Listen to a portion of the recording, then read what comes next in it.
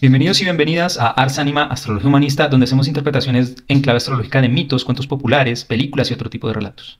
Muy bien, como siempre me gusta iniciar haciendo la aclaración de que aquí no buscamos posicionar estas interpretaciones como las únicas o verdaderas, sino que lo que buscamos es entregarles a ustedes, nuestra audiencia, una serie de reflexiones para que ustedes mismos tomen aquello que les sirve y lo puedan aplicar a su vida personal y desechen aquello que no.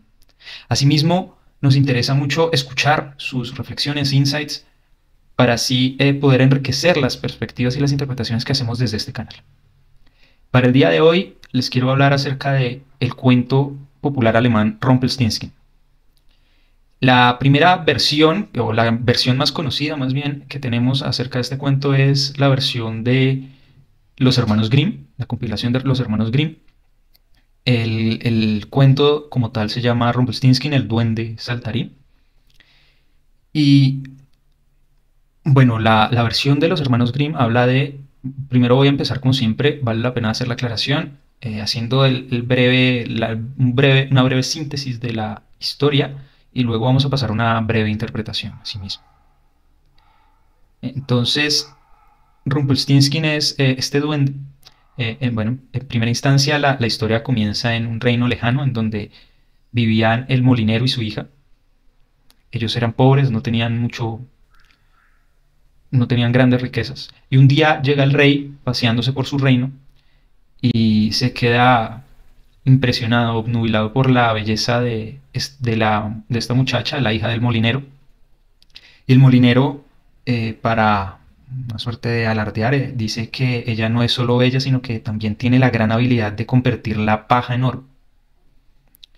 Y el rey decide llevársela a su castillo.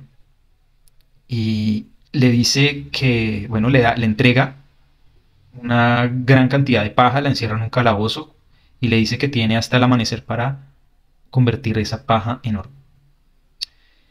Y bueno, la muchacha se pone a llorar ya que es demasiada paja y en realidad no sabe cómo la va a convertir en oro. Y se le aparece este pequeño ser, este duende, que le ofrece convertirle la paja en oro, pero le dice, claramente todo tiene un precio, yo necesitaría algo a cambio. Entonces la muchacha se quita un brazalete de plata que tiene y se lo entrega. Y al otro día, cuando van a revisar, cuando el rey va a revisar y se encuentra que la muchacha logró convertir la paja en oro, le da más paja y bueno, vuelve a ocurrir lo mismo.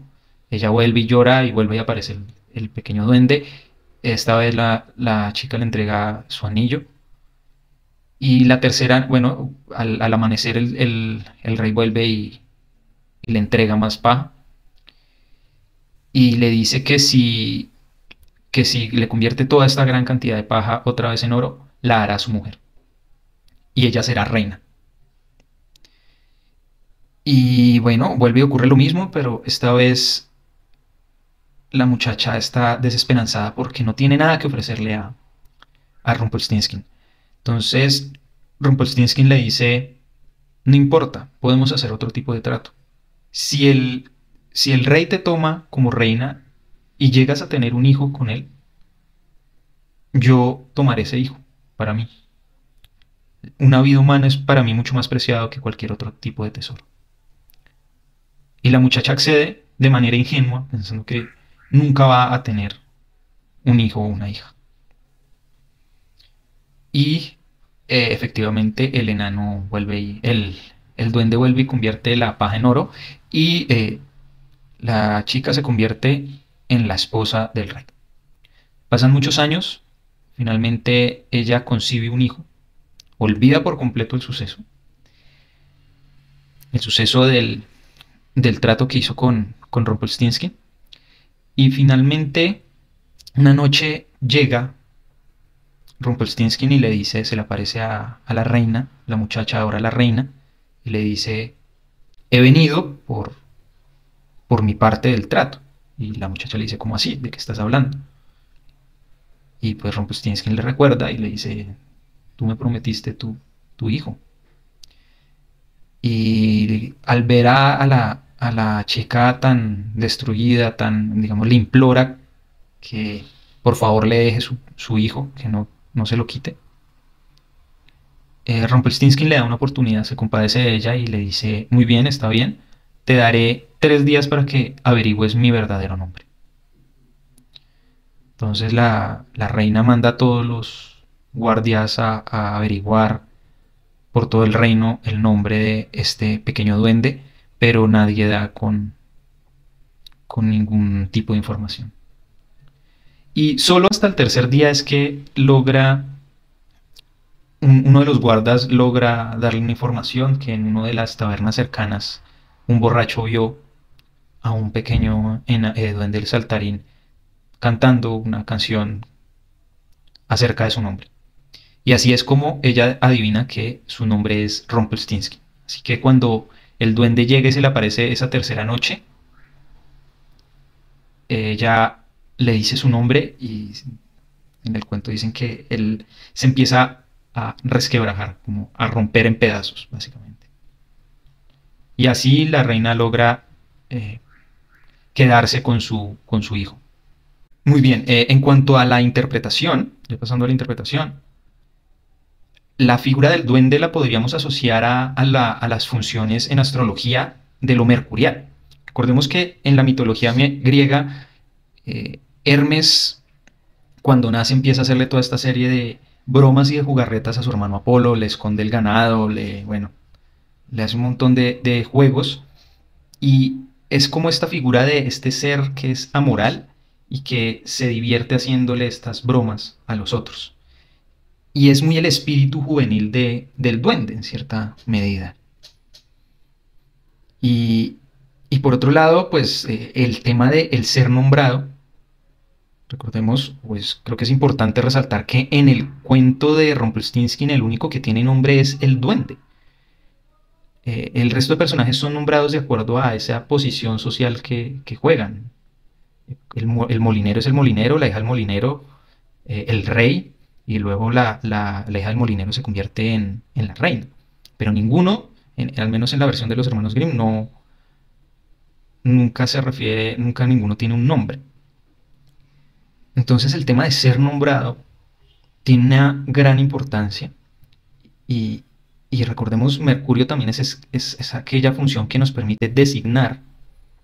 Y en este caso no hablamos solamente de designar o nombrar cosas y calificar y clasificarlas, categorizarlas, para relacionarnos con un mundo exterior, sino que acá nos recordamos también esa dualidad más cercana a lo geminiano. Recordemos, Géminis Mercurio es el regente de Géminis.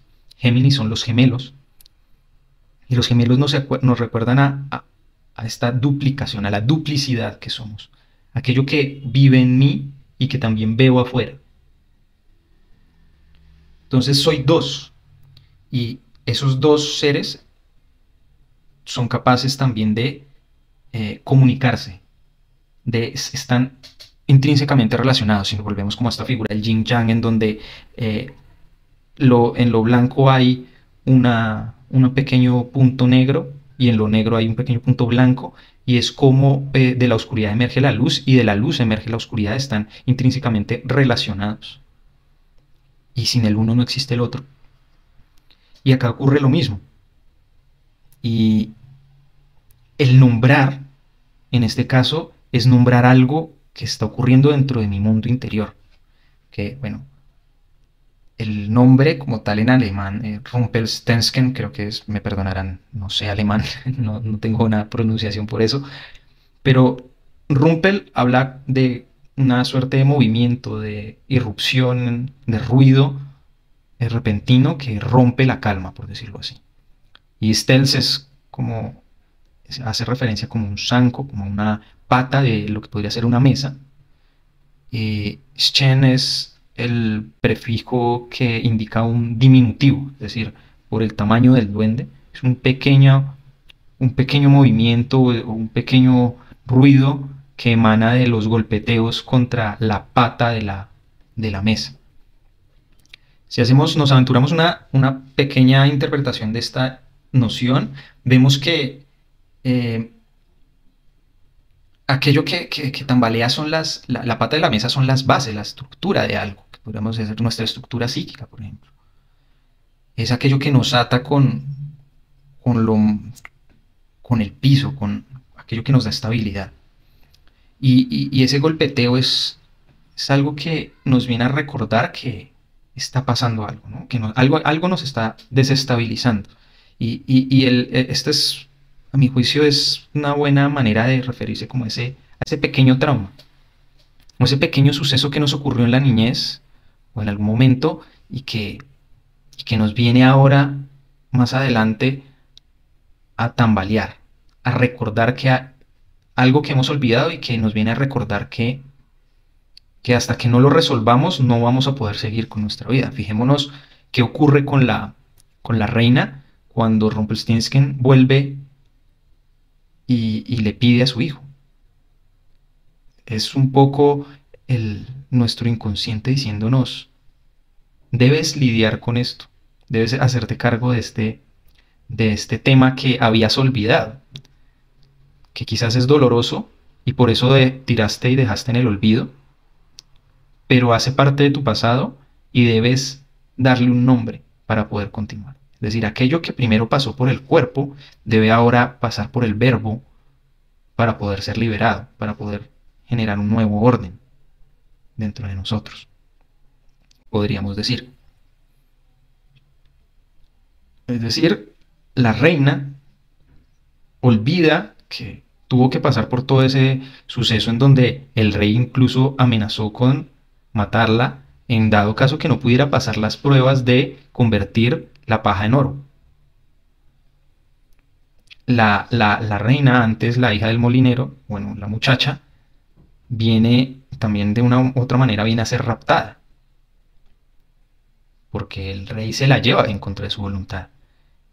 Y lo mismo ocurre acá, es decir, el duende dice, vengo por, por aquello que me fue prometido y es el hijo. Es decir, aquello que nosotros de pronto no somos capaces de resolver en nuestra vida, también va a pasar a la siguiente generación, o se lo vamos a pasar a la siguiente generación. Ese dolor, esa herida, puede que ellos la hereden, nos viene a decir esta historia. Y ese primer paso es el lograr nombrar lo que ocurrió. Esa viene a ser como una parte muy importante. Por otro lado también, el tema de el nombrar da cierta suerte de poder. Ya lo veremos más adelante, el mito del nombre secreto de Ra, por ejemplo. Y en la misma Cábala, los nombres secretos de Dios dan al iniciado una suerte de conocimiento interior y de gran poder interior que se van logrando desbloquear en la medida en que ese iniciado va logrando cierto nivel de experticia y se le va revelando los nuevos conocimientos de cada uno de estos nombres secretos de Dios. Y podríamos decir lo mismo ocurre, lo vamos a ver también más adelante con otras películas de terror, y es que, por ejemplo, cuando los espíritus o esta suerte de entidades demoníacas se presentan en una casa o tratan de poseer a alguien en las películas, se presentan con seudónimos, porque si su nombre verdadero es revelado, van a poder eliminarlos. Es decir, el sacerdote, el medium, quien esté ahí como haciendo el proceso y defendiendo a la familia, va a poder desterrar a ese espíritu. Entonces, digamos que el tema de esa representación, porque no es algo nuevo, sino es algo que se me vuelve y se me presenta nuevamente, debo darle un nuevo significado, debo darle un nombre, porque en primera instancia yo lo viví desde el cuerpo, ahora lo voy a vivir ahora que tengo esta otra capacidad de nombrarlo, voy a poder narrarlo y así liberarme de él. Y esto es, digamos, a grandes rasgos, lo que nos viene a hablar este cuento que les quería compartir el día de hoy. Creo que, bueno, ahí la pregunta sería, bueno, ¿y cómo es este proceso en mí? ¿Qué es lo que identifico que quizás me vuelve y retorna. Siento que hay algo, un suceso, hay unos escenarios que estoy repitiendo, que mi cuerpo de una u otra manera desde esa memoria me está diciendo acá hay algo. Y es esa suerte de pequeño tambaleo, ese pequeño estruendo del duendecillo que viene y dice acá hay algo que no está bien y viene a irrumpir la calma. Y que muchas veces creemos que es algo que viene de afuera, que aquello que está haciendo tambalear esos cimientos de nuestra mesa es algo que viene de afuera, cuando en realidad es desde que eso viene de adentro. Entonces, muchas veces decimos, no, pues es que yo siempre termino otra vez en este tipo de trabajos en donde mi jefe es un tirano. Bueno, ¿qué es lo que yo estoy repitiendo ahí? ¿Qué es lo que me estoy tratando de decir? ¿O qué es lo que mi inconsciente o esa otra parte de mí me está tratando de decir? ¿Cómo lo pongo en palabras? ¿Cómo lo narro? Para poder empezar a darle una forma, un contorno y poder decir, bueno, esta es mi narración actual, pero ahora que ya tengo esta otra percepción de las cosas, este es el nombre que le doy. Porque fijémonos, la misma reina trató de darle un nombre varias veces, pero solo hasta que dio con el nombre correcto fue que logró vencer al duende. Entonces no basta solo con darle el nombre, con narrarlo, sino de hacer todo un proceso interior a partir de ello, que es lo que nos permite esa relación de lo geminiano. Recordemos, es la duplicidad, la capacidad de movernos en dos mundos, el mundo de lo concreto y lo material y el mundo de lo espiritual, de mi mundo interior. Y en ese sentido es que logramos poner en palabras y sacar aquello que parecía algo innombrable, algo que parecía externo a nosotros, que creíamos que no tenía que ver con nosotros, pero que tiene una relación directa. Así que los invito a que dejen sus comentarios y nos veremos en un próximo video. Muchísimas gracias.